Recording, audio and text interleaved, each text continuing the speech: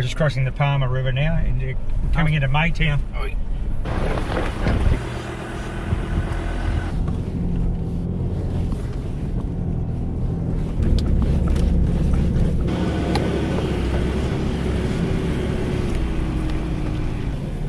Old George, boy, he was a bouncing going Yeah, up he was here. spinning and scrabbling up the hill. He's a crazy man. Yeah.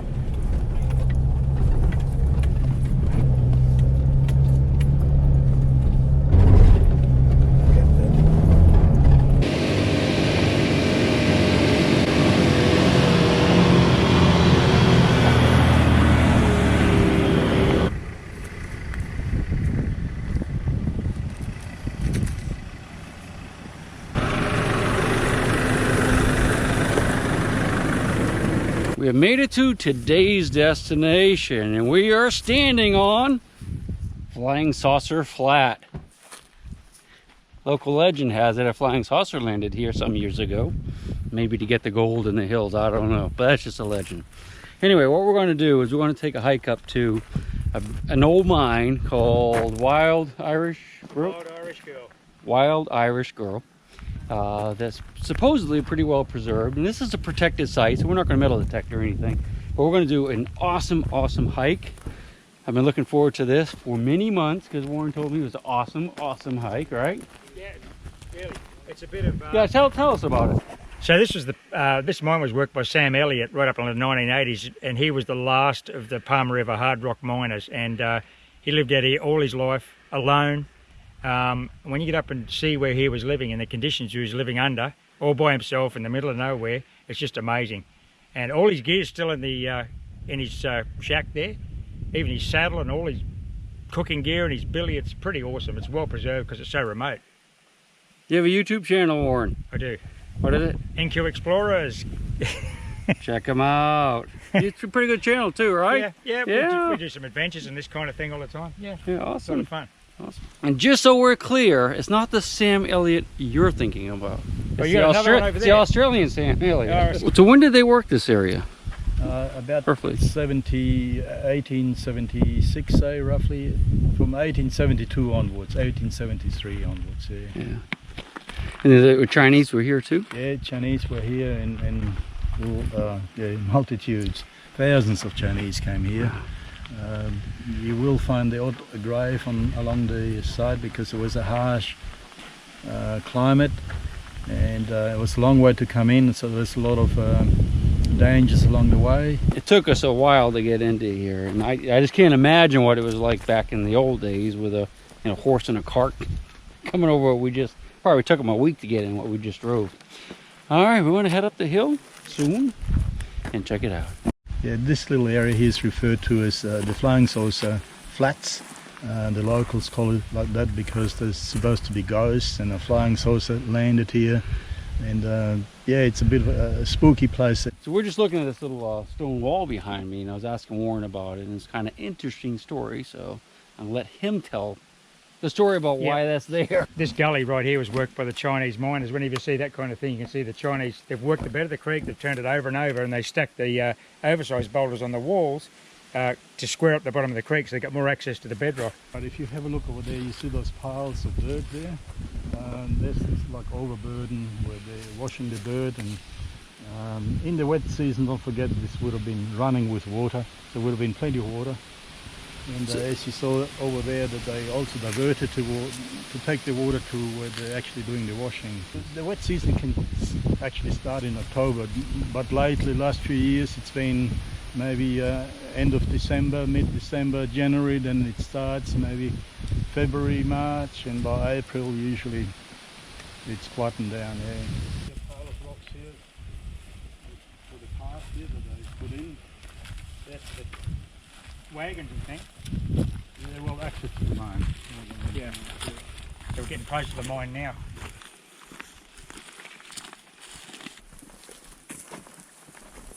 Warren was telling me this is actually the base to an old termite mine. And actually they give a really hot signal on a metal detector because it's highly mineralized.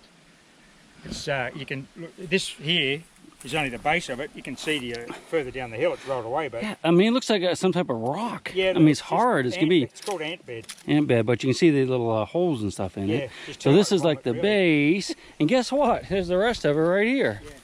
The top of it. Fall go boom. Yeah, I had no idea it would look like that underneath. I mean, that's a city of a couple of 100,000 residents there. Not anymore. Oh, They've it's in abandoned it. ship. Yeah, it's a They've abandoned ship. lost city. Yeah, lost city. It's kind of hard to appreciate how remote we are unless you're actually here.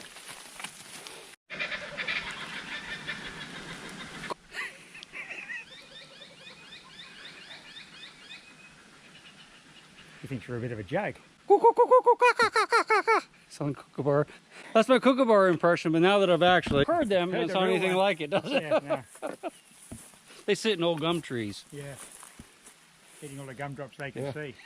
Well, Mary, king of the bushes, King of the he. bushes, yeah. I learned that in like 3rd grade. I've always wanted to see a kookaburra and hear one, and we just did. Stamp head. Stamp head. That crushes the stone.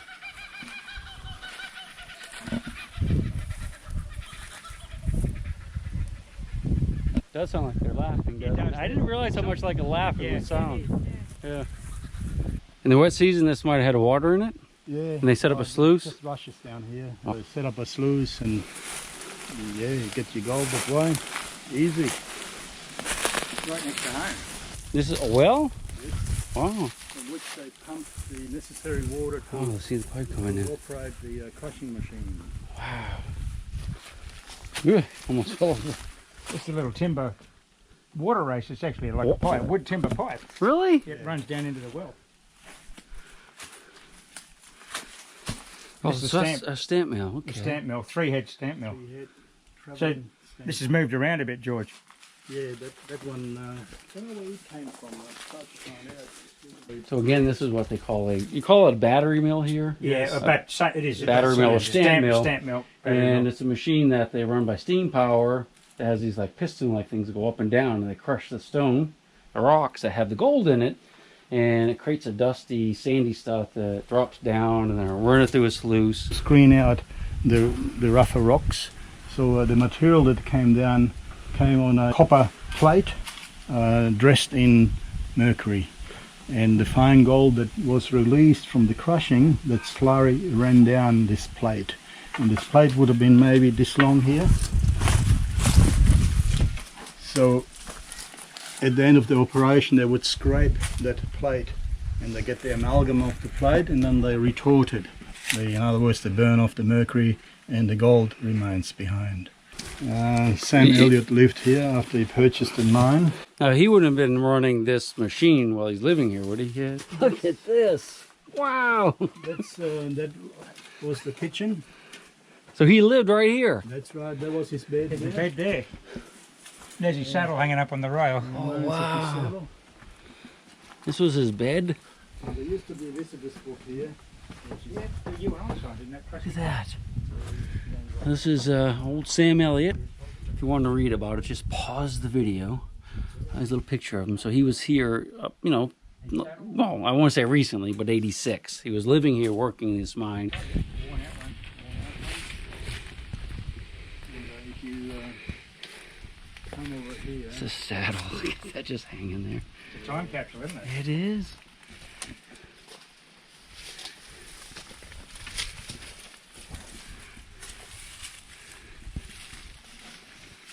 Hey, look, there's cartridges. Are these 303?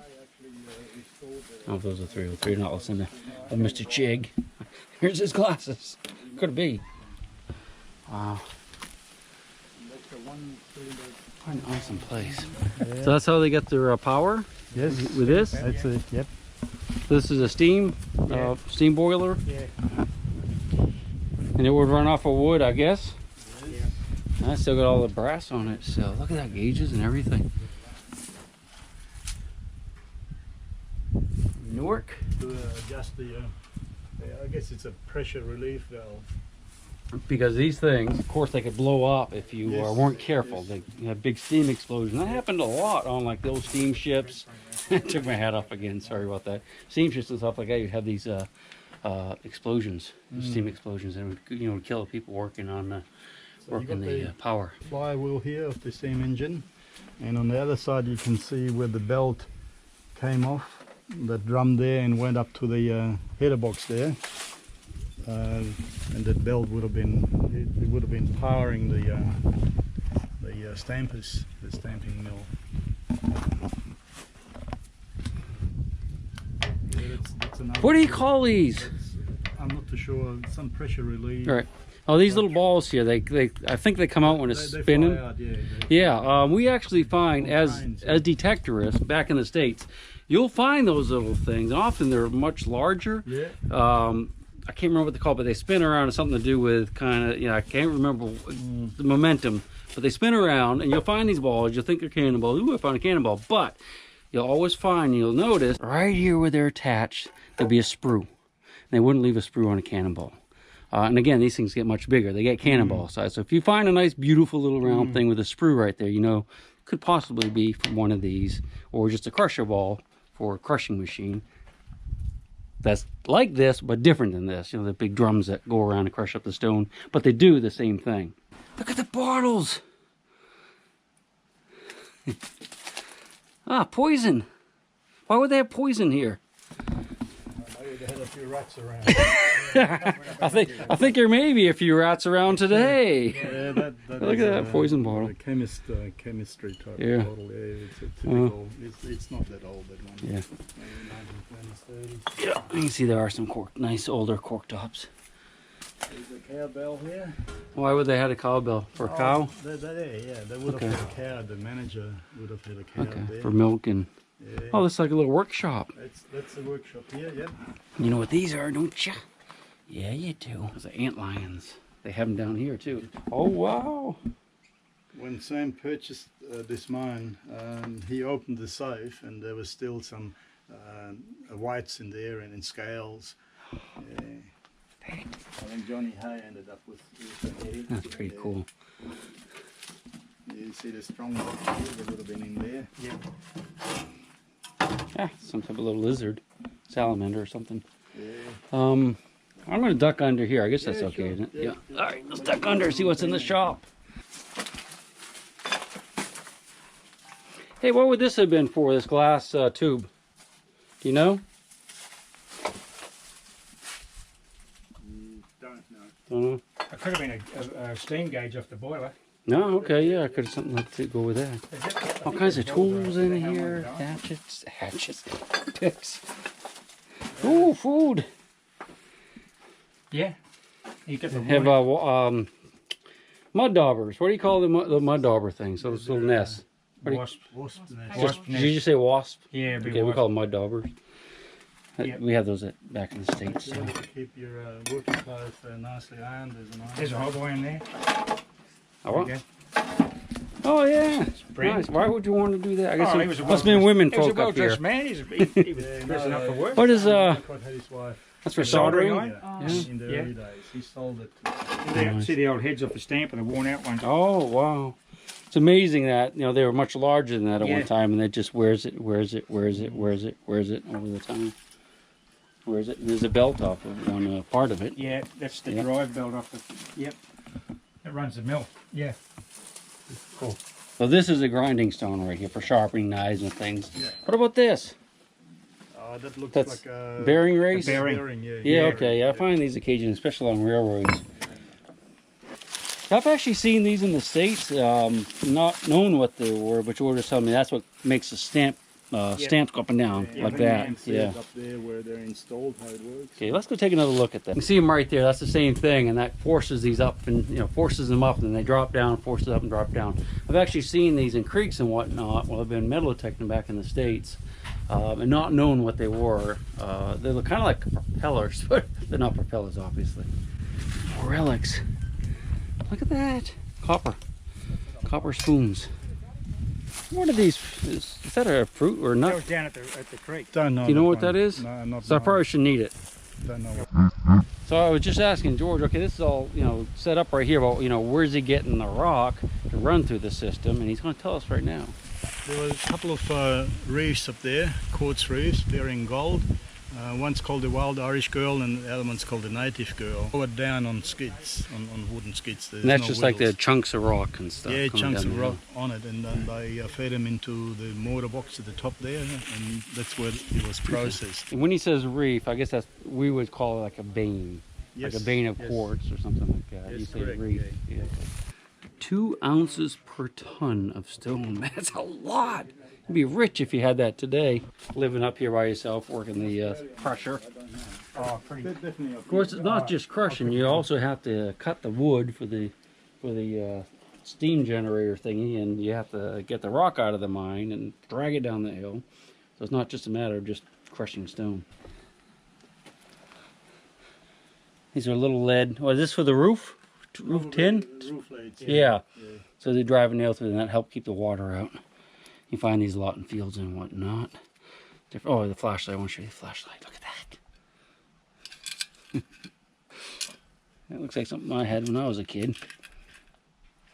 But in '82, I was over in Germany watching for the Red Menace, The communists keeping the coming. Red Menace Yeah. back. And old Sam was up here sleeping in his bed That's doing right, his yeah. thing. Yeah, that's amazing. That's a long time ago, really, when you start to think about nearly it. 40 You years. start to add up the years. I mean, to me, it seems like yesterday, but yeah, what we're getting ready to do is we're going to head up the hill to the mine.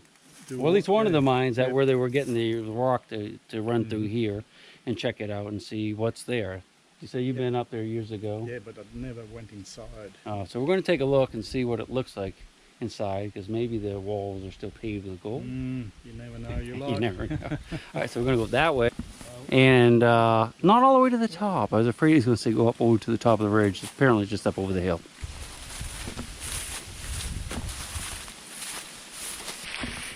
So there are the mine buildings right there with the stamp mill. You can see there's a little gully here. This is probably where they're sledding the ore down to it. So in theory, we should be able to go straight up there and find the mine. Apparently, when an Aussie says it's only about 30 meters, it's more like 300 meters, because we're not there yet. It's going to be right at the base of the cliff. Getting closer.